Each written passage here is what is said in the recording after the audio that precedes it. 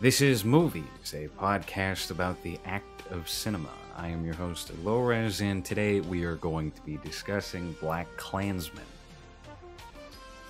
I didn't want to say what trap, but that pecker would have had a gun in my face.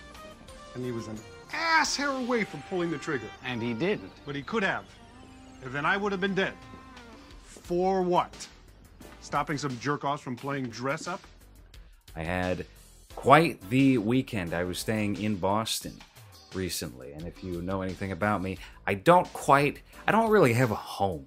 Like, this is the thing. I'm always going back and forth between Massachusetts and New York, because my girlfriend, the love of my life, lives in Long Island, works in Manhattan. I do a lot of my work in New York as well, and I live out in the woods of Massachusetts because it is far cheaper. Okay, the real estate in New York is unmatched to anywhere else in the United States, aside from perhaps Los Angeles, California. It makes no sense to live out there aside from networking, which is something that I can do if I get on a Greyhound bus. So I go back and forth, and I don't like calling it a long-distance relationship. I wouldn't call it that whatsoever. We treat it like she lives a town over, even though it's 5 hours on the bus. It's miserable. She stayed with me this weekend, and we had gotten a hotel in Boston, a place called the Yotel. And the Yotel was particularly interesting to me compared to other hotels. And I've stayed at, oh my God, probably about 100 hotels at this point in my life. I'm just constantly moving around. But the Yotel has the aesthetic of like a 1960s space film. And, that immediately kind of perked my mood up. And so, keep in mind, I'm exiting the Yotel as I head to the cinema with my gal. And we have these tickets for what really became the final screening at this theater, and seemingly Massachusetts, or at least the Boston area, for Spike Lee's latest film, Blackkklansman. And Spike Lee is somebody who I have mixed feelings about as a person, but as a filmmaker, he would fall within the top 5 category for me, behind Park Chan-wook, Nicholas Winding Refn, these types of fellows. So I was very interested in this movie going into it. I've seen close to all of his films. I'm not quite familiar with the documentary work, but I have a great appreciation for his style of filmmaking. And so, we bought tickets, and it was one of those, luxury theaters where you have the reclinable seats and they have heaters built into them. You got to reserve your tickets in advance. And there were maybe about 6 people in the theater. And so these are my thoughts now on the Blackkklansman. Okay, and I started reading the book by Ron Stallworth, which has been very good thus far. Obviously, there are countless differences to the movie, which kind of plays as like a throwback to the blaxploitation flicks of the 70s, something like Shaft, and they reference Shaft in the movie. These are my thoughts on Spike Lee's latest outing. Have a seat. Go ahead and fill these out. Send them to the national headquarters. Now, once they send you your membership card, you'll be able to participate in all our programs. Cola can't wait. I love the commercials. Imperial tax to become a member, $10 for the year. $15 chapter fee. Robes and hoods are not included. That's extra. Fucking inflation. So, as I said before, I saw this movie just as they were about to rip the reels from the cinema. It was game over. It's been out for a minute. I really wanted to see it, and I just didn't get around to it and wasn't playing at too many theaters, but I was surprised that this got a wide release.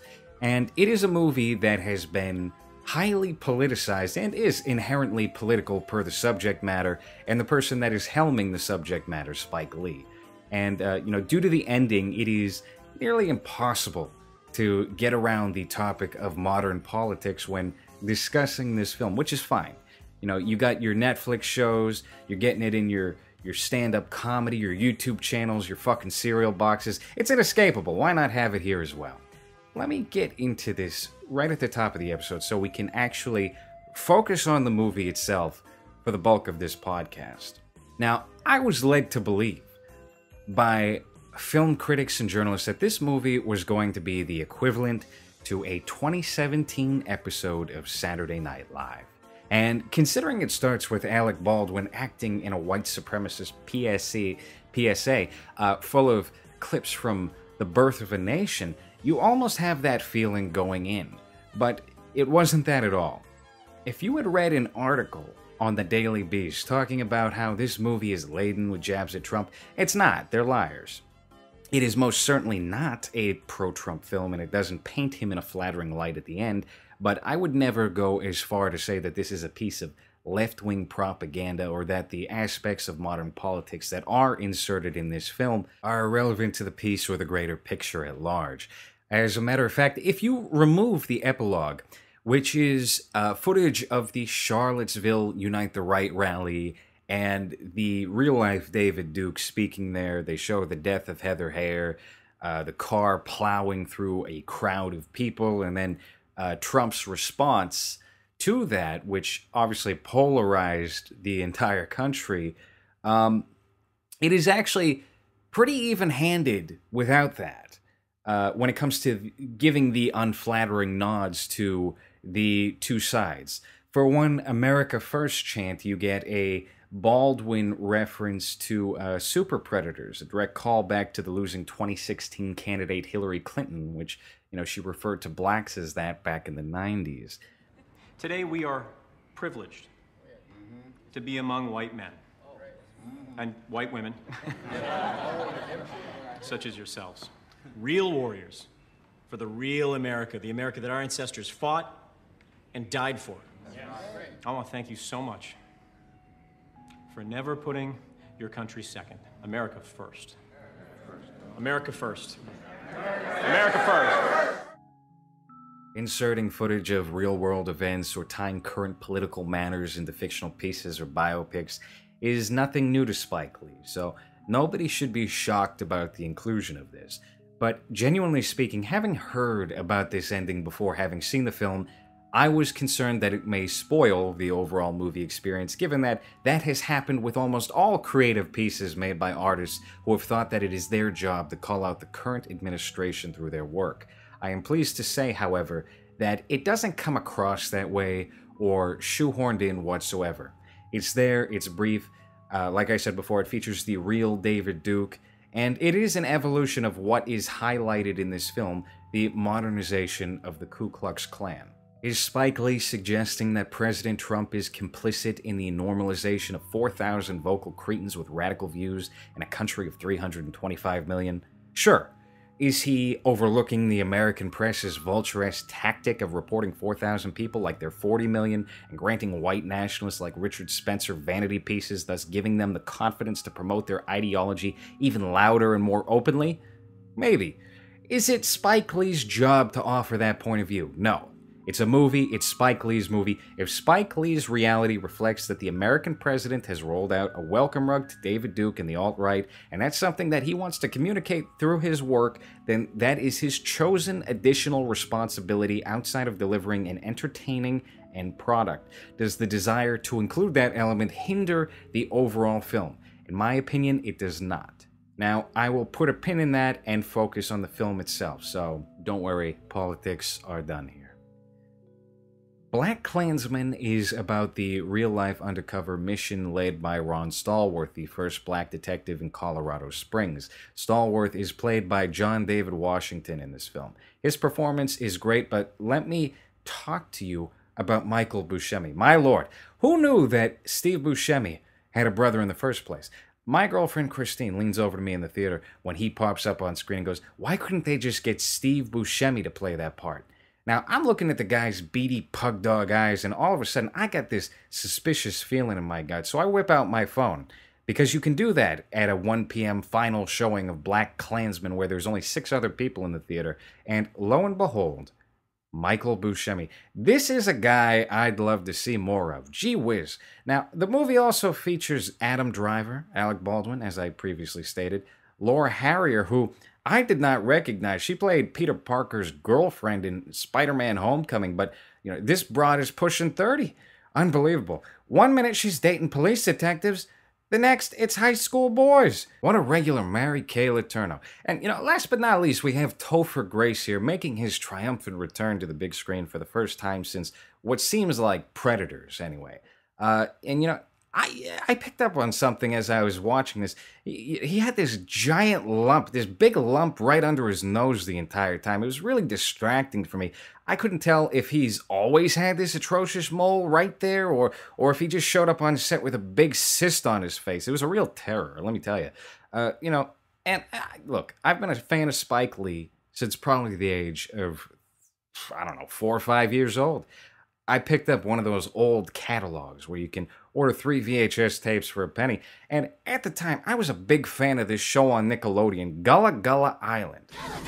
Come and let's play together in the bright sunny weather. Let's all go to Gullah Gullah Island. Gullah Gullah. And Gullah Gullah Island focused on this Caribbean family, and there was a giant yellow spotted frog. It was a guy in like a Barney-esque outfit. It kind of looked like, what was his name, Baby Bop? I don't know. But it was a giant toad, and he was an adorable character. It was one of the last great programs of the 20th century. So I watched this show on the regular right before I'm ready to go to kindergarten or first grade, whenever it was. And, I pick up one of these penny catalogs and I see the cover to Crooklyn. And on that cover is another black family and the mother, much like the mother on Gullah Gullah Island. She had braids in her hair.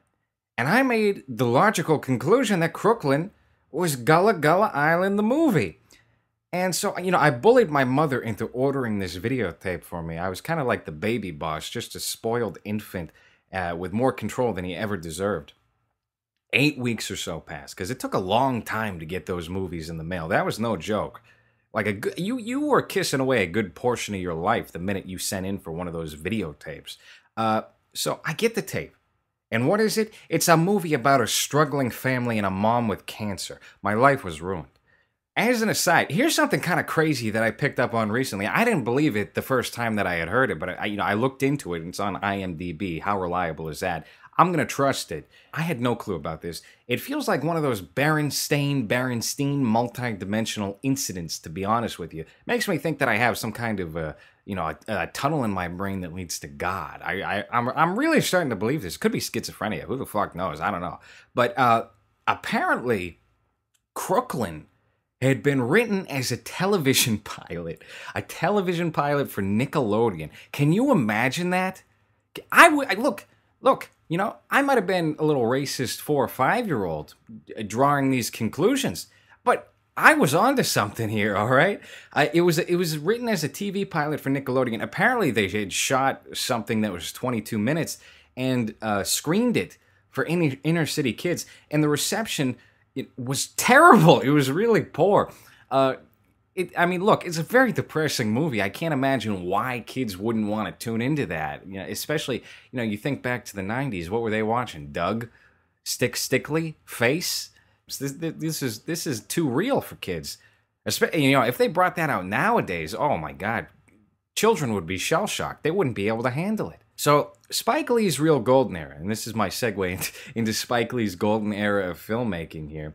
Spike Lee's golden era of filmmaking was roughly the late 80s to about the mid to late 90s, okay? And a lot of people kind of look at Do the Right Thing as his first movie, even though he had done School Days and She's Gotta Have It before that. But those movies are kind of, and I'm going to draw a comparison here with Stanley Kubrick, because to me anyway, his first real movie is The Killing. This is where he had kind of figured out the mechanics of the filmmaking process to be able to put out a movie that even if there were amateur aspects of it, it still felt like a real movie. You know, he had put out, I think, a movie called Fear and Desire, and that was technically his first scripted film, but it is so weakly done. Even though there are flashes of brilliance in it, it's definitely not the Kubrick that was active in the 40s and onward. And Spike Lee has this same thing. I think it might be just common in general among auteurs. So his career truly kind of kicks off with Do the Right Thing. And that period of his life ended around the time of He Got Game or Bamboozled, you know, somewhere around there. Maybe Summer Sam is in the middle. You can look at Summer Sam and Bamboozled as the end of that era. And they're both entertaining films in their own regard, but I don't know if I would include them in the golden age of Spike Lee. They might just squeak in barely. I think there's things to be picked up from both of those movies, and you know, as I said before, they are entertaining films, but they don't fit in as much. They're kind of like the bridge to the Spike Lee of the aughts. And so with the 25th Hour, that starts a new phase of Spike Lee where he becomes a far less interesting filmmaker, and he begins tackling more traditionally commercial films. Two of these include Inside Man and the reviled Oldboy remake, which I covered in my Deconstruction series. Now, I still stand by the fact that the elements of Oldboy 2013 that do not work are not the fault of Spike Lee. Then again, that remake shouldn't have ever existed, so fair enough either way, no matter how you handle it. Over the past 5 or 6 years, Spike has done something that I've kept a close eye on. It's something that very few filmmakers can genuinely accomplish. He has begun to return to his roots. The movies he's been putting out over the past decade or so feel much more in line with those films of the 90s. It starts with Red Hook Summer, released in 2012, a low-budget film that takes place in the same universe as Do the Right Thing for whatever reason, and features an award-worthy performance from the highly underutilized Clark Peters. He is magnificent in this movie, and it's really a crime that that performance has been so overlooked in the analogs of history. Now, Oldboy followed that, as did the micro-budget crowdsourced film The Sweet Blood of Jesus, which is not really noteworthy in any regard outside of being an inferior remake of Ganja and Hess. It is a highly skippable film. But after that came Chi-Raq, which, you know, it was almost a return to form. It was Spike Lee being Spike Lee on a reasonable budget, which is something that Red Hook Summer and The Sweet Blood of Jesus lacked. Money and poor acting played a tremendous part in the flaws of both of those films. When you look at Chi-Raq, you know, you didn't get that kind of Spike Lee for a good long while, where he's working with people like Samuel L. Jackson and you know, John Cusack, and they are spitting out his dialogue. Be so damn smart, you know you tweaking, right? You lame as hell playing games for real with this whack-ass panty stripe. And that's that shit we don't like. You wanna choose to be rude? Bitches gonna be tight when you make them lose their dudes. I don't know, you think you're trying to change? I'm Trojan through and through. That's stronger than any damn screw. It's even bigger than you. All you care about is this tired gangster game. Well, it's lame. You think you die with fame? Negro, 2 days later, no one will even remember your name. Chi-Raq was Spike Lee having room to mess around and make something that could look and feel like old school Spike. Unfortunately, Spike Lee made the mistake of casting Nick Cannon as the lead. The movie also falls apart roughly midway through just due to poor writing. That being said, though, it is still rich with character, and that's something that cannot be said about many of the films to predate it. The first real top-to-bottom venture back into the familiar is the Netflix remake of Lee's first feature, She's Gotta Have It. She's Gotta Have It was adapted into a 10-episode series, all of which were, to my knowledge, written and directed by Spike Lee. It's kind of cheesy, and it caters to the Tumblr demo to a fault, but up until Blackkklansman, it was the best thing that Spike Lee had directed since He Got Game.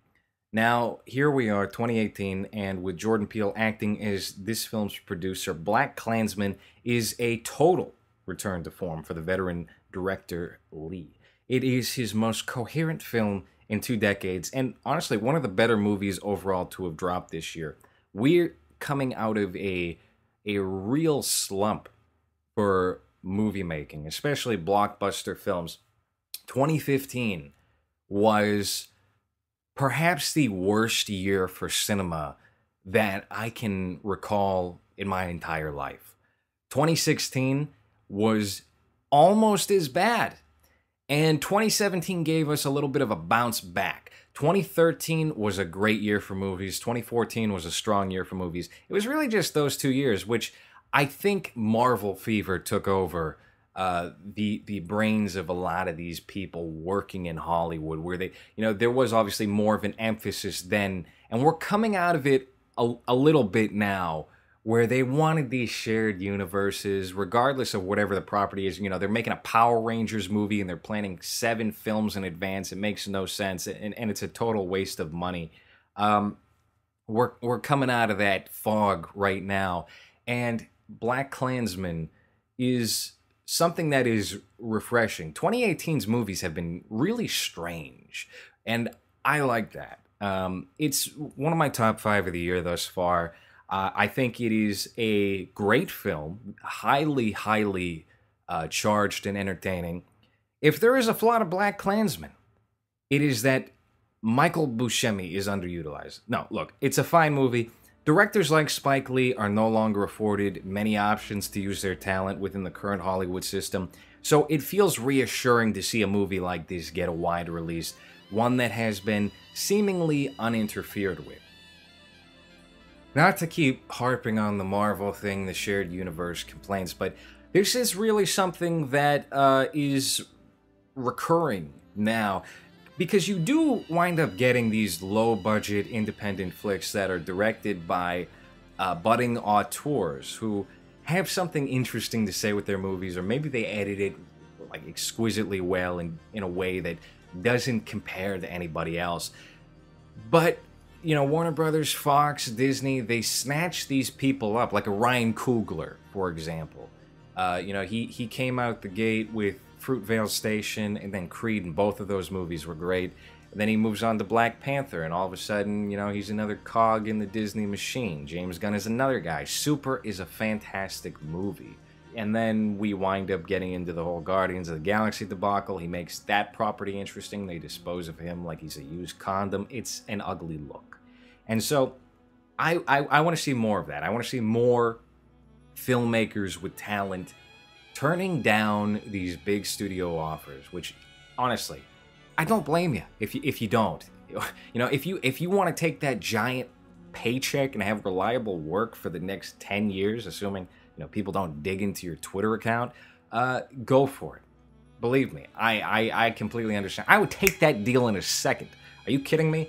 But it doesn't help the cinematic landscape much. The Safdie brothers, I'm a big fan of theirs. I think they are doing God's work, those boys. They apparently turned down a Marvel property. That's a huge sign of confidence on their end, and I hope it works out for them, because I love their work. Good Time was my top movie of 2017, and I am so curious to see what they do with Adam Sandler in this new movie coming out, I think, next year. Where does Spike Lee go from here? That is a good question, because I know that She's Gotta Have It Season 2 is going to be dropping on Netflix, I believe, this year. It came out around Thanksgiving last year. Like I said before, the series was good. It was a little too on the nose, maybe, but I'm not the demographic for that. So whatever. I'm not too bothered by that. And when it comes to like giving a message in your work, right? Spike Lee is a guy who's been doing that since the 80s.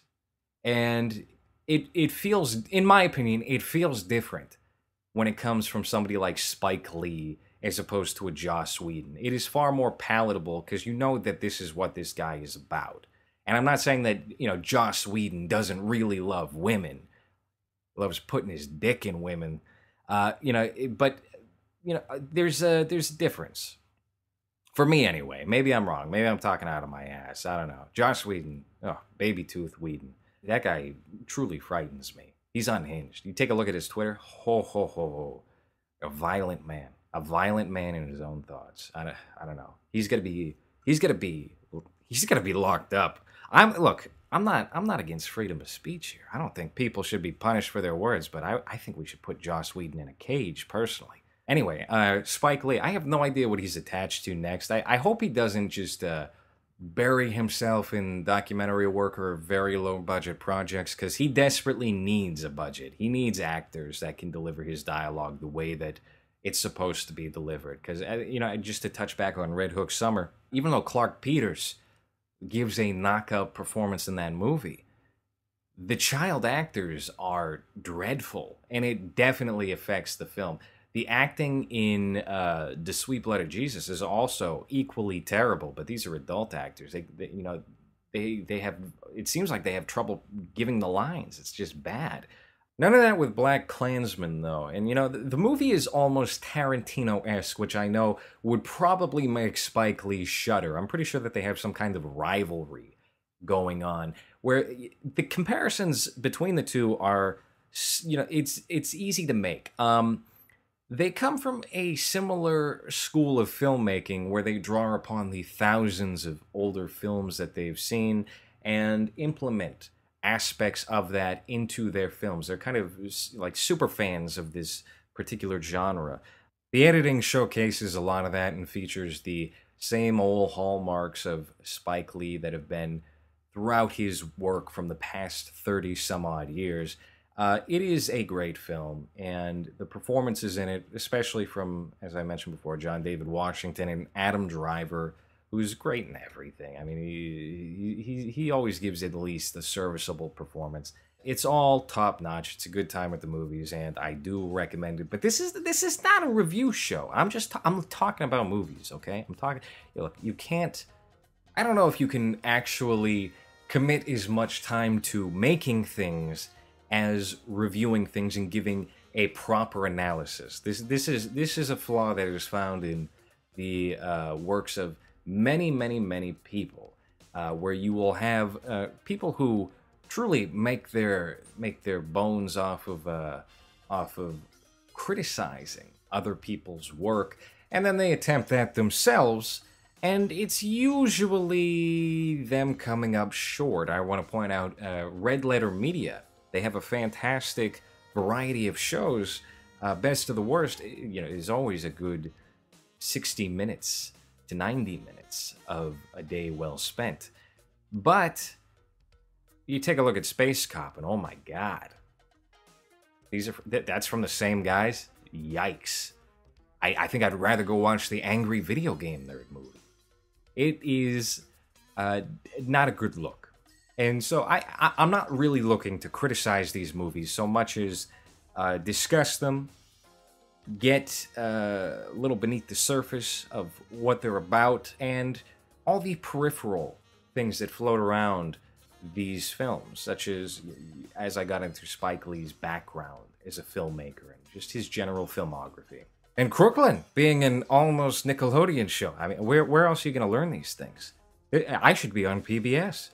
All right, guys, this is the conclusion of the episode, and I want to say thank you for listening, but also, if you want to help the operation here, I shouldn't say operation. That sound. If you watch the movie Blackkklansman, there's this big, thing made of, well, we don't call it the Klan, we call it the organization. I gotta, these old words, they're gonna get me in trouble. If you want to help this podcast and everything else that's going on with it, LowRes.live. That is the primary hub for everything that is going on here. You can check out the short films that have been released over the past 2 years, some of the deconstruction documentaries that are also more directly film-related. We have a couple of series, including the Let's Play with LowRes series and Cybernetic Ebert of the year 2000.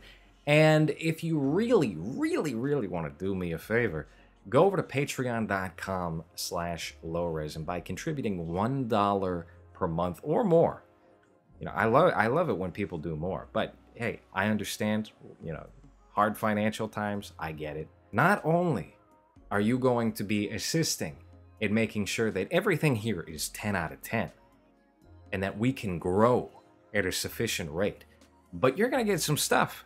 You're going to get some top secret videos, maybe some top secret audio recordings. I don't know. You might not like all of it. You might hate it. Look, there's only one way to find out. Patreon.com/LowRes. Thank you again for listening, and I will see you again next week for another episode of Movies.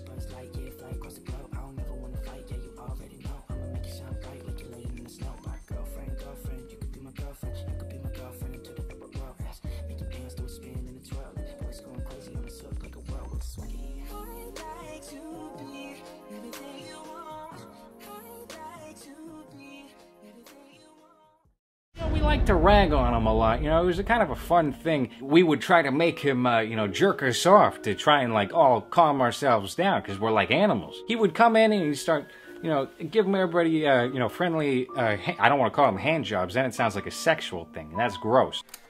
The line is, listen, I'm sorry. I'm here to help. We need to go to the hospital. Come on, we'll go to the hospital. We'll get this sorted out. That was terrible. I'm sorry, listen. Come on. Get your shit, we're going to the hospital.